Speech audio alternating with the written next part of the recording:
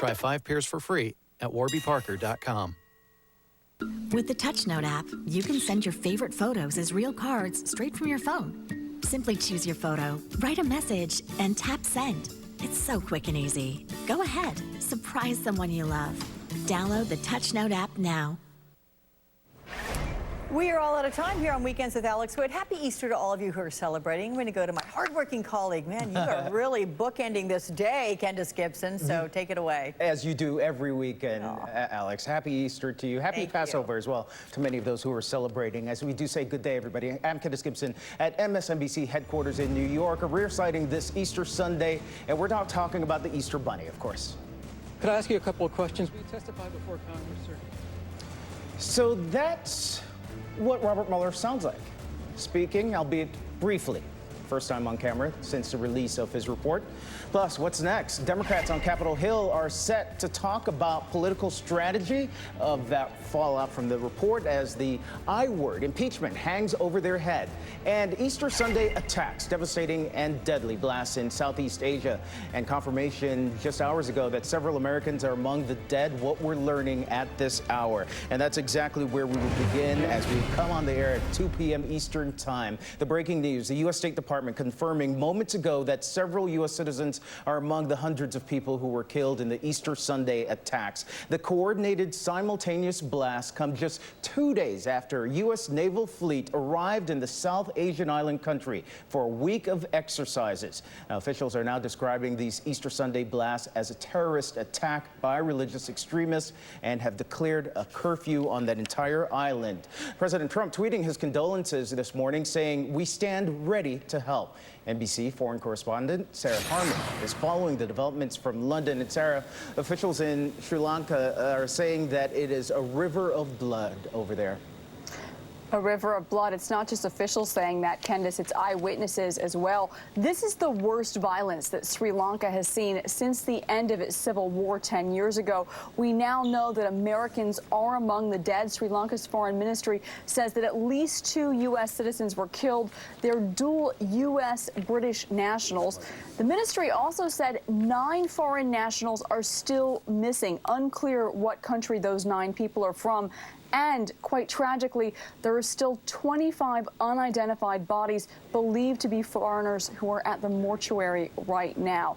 It's quite sad to say that the death toll here, that 207 figure, that's likely to rise given how many people were injured, more than 400. Condolences now pouring in from around the world, including from President Trump, who offered assistance in that tweet you showed earlier, and saying the U.S. is ready to help.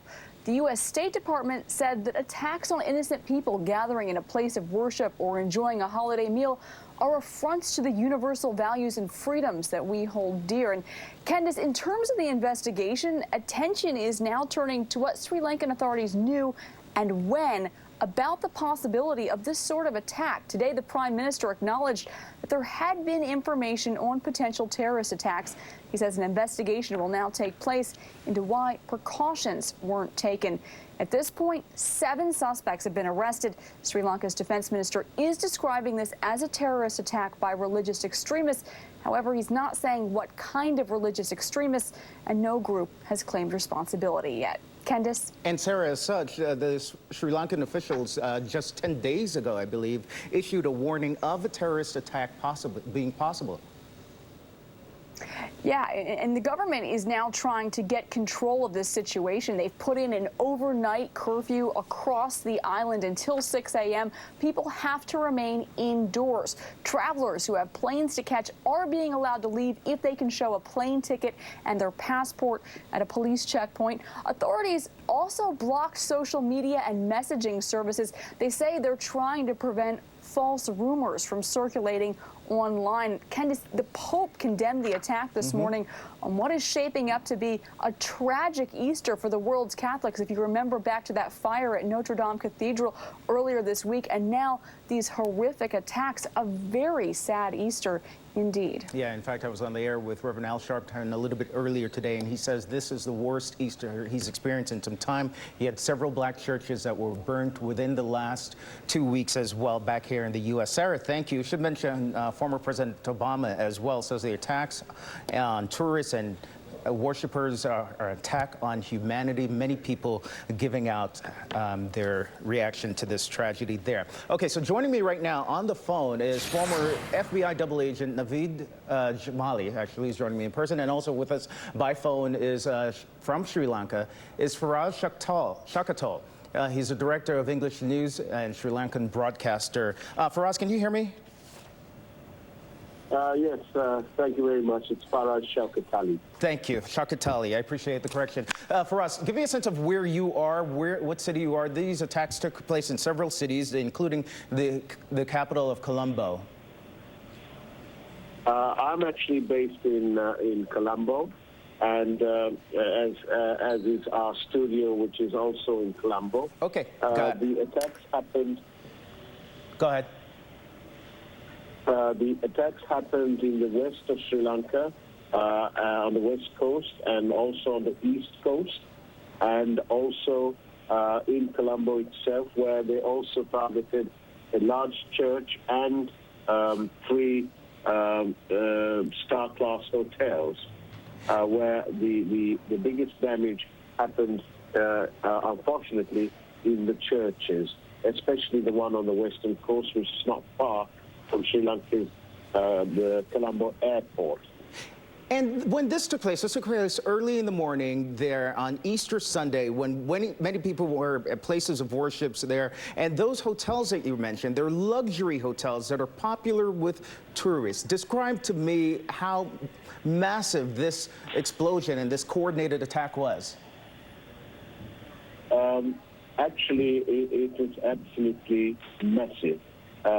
In the one church, we had 112 people dead, including several children.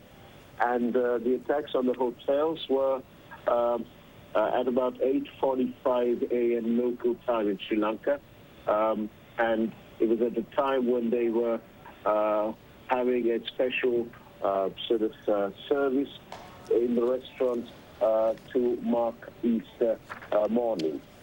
So the hotels were all the restaurants in these hotels were rather full.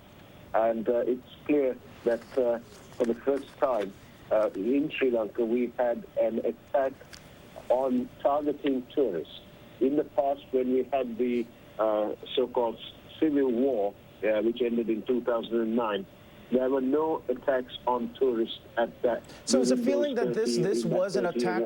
Is the feeling this was an attack on tourists and people from the West?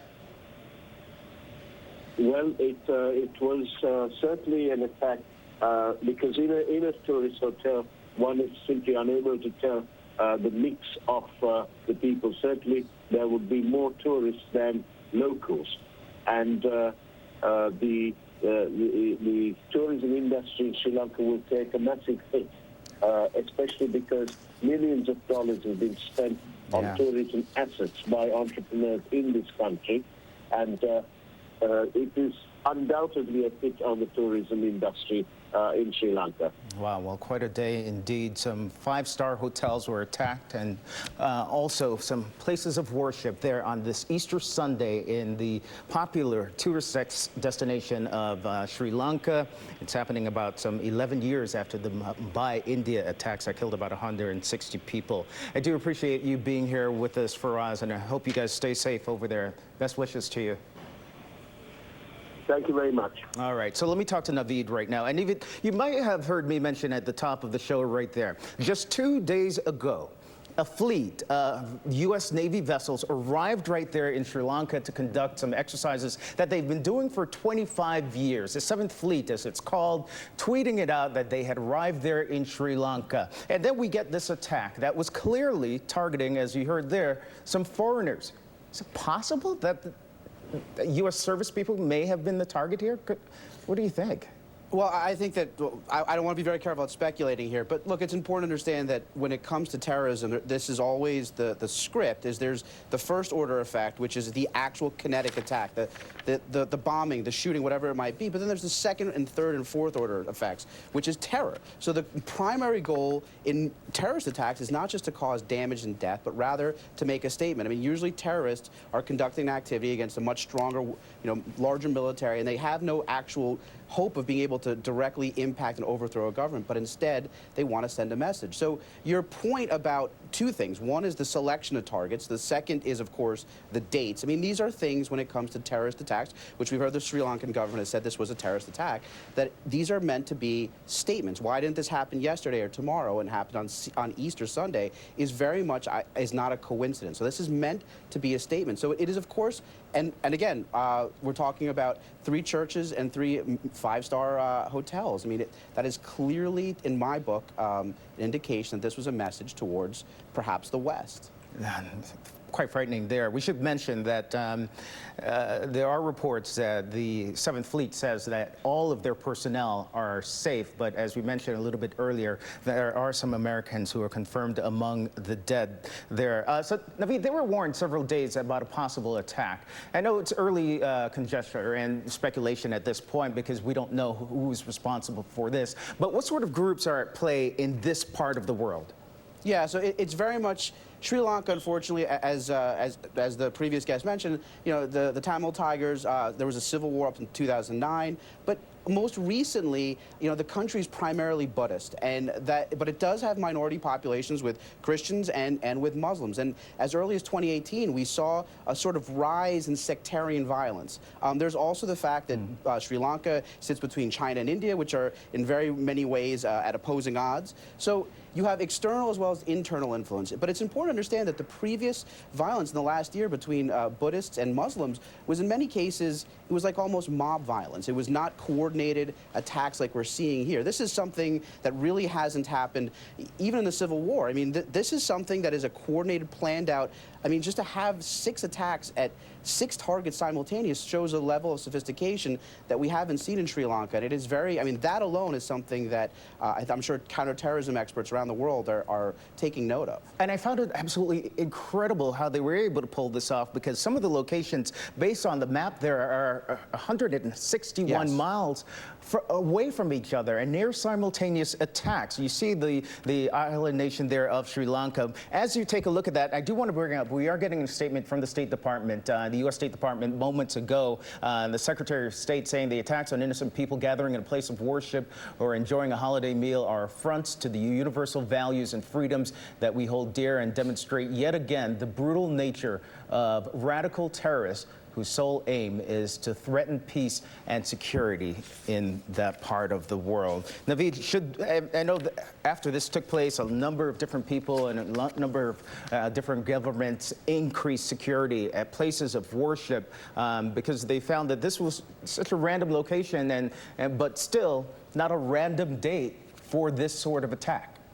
Yeah, and I think that's a very good point. Look, I think the statements that are coming out, to me, lead me to believe that we're not quite sure who is the one necessarily directly responsible for, but we know that there's a radicalism with it. I sense that this is much more something that is local to Sri Lanka. Is it a global terrorist activity? I'm not quite sure. I kind of doubt it. That being said, look, Sri Lanka is very much a country that has internal sectarian tension, and this could have very well been something that was in addition to making a statement towards the West. It could have been something simply to sort of stoke the fears, unfortunately, of sectarian tension that have already existed in Sri Lanka prior to this. All right, Naveed Jamali there joining us. Our thanks to you. Once again, the breaking news, Sri Lanka, a country that very few people knew about prior to today, is the seat and getting a terrorist attack on this Easter holiday. Well, still ahead, the holiday message from President Trump's personal attorney on this Sunday airwaves as the Mueller report fallout continues. There's nothing wrong with taking information from Russians. There's nothing wrong with taking information. Depends on where it came from. Discover. Hi, what's this Social Security alert? It's a free alert if we find your Social Security number on the dark web. Good, because I was a little worried about my information getting out. What's that? My social is 875-6. Okay, I see. Somebody thinks it's hilarious. Free Social Security alerts from Discover.